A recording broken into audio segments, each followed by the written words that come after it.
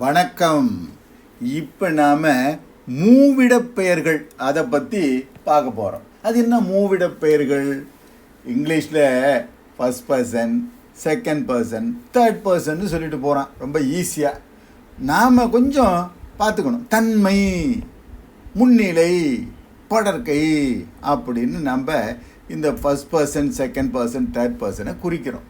அது என்ன தன்மை அப்படின்னு கேட்டிங்கன்னா, யார் பேசுகிறாங்களோ அவங்கள குறிக்கிறது தன்மை. அதில் ரெண்டு வகை. என்னது? நான், நாங்கள். ஒருமை, பன்மை. நான், நாங்கள், அவ்வளவுதான். முன்னிலைன்னா என்ன? இங்கிலீஷில் செகண்ட் பர்சன்னு சொல்கிறாங்க. நாம் முன்னிலை, அதாவது in front of the person, நமக்கு எதிரில் உள்ளவர். அது ரெண்டு வகை இருக்கும்ல, ஒருமை பன்மை இருக்கும்ல.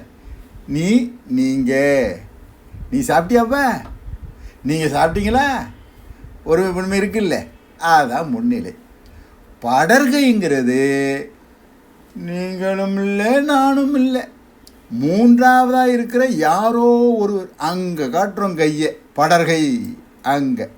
அப்போ அதுலேயும் ஒருமை பன்மை உண்டு. அவன், அவர்கள், அவள் இருக்கு இல்லையா? அதில் அகரிணையும் உண்டு. அது என்ன? அது, அவை. அது, அவை. அப்போ படர்கைங்கிறது மூன்றாவதாக இருக்கக்கூடிய தேர்ட் பர்சன்னு சொல்கிறோம். அது என்ன? அது, அவை, அகரிணைக்கு. பொதுவாக நம்ம அவன், அவர், அவர்கள் அதையும் நம்ம குறிக்கலாம்.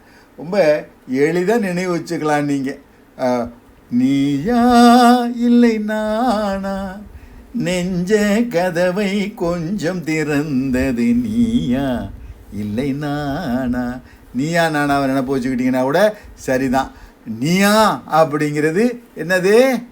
எதிரில் இருக்கிறது தானே.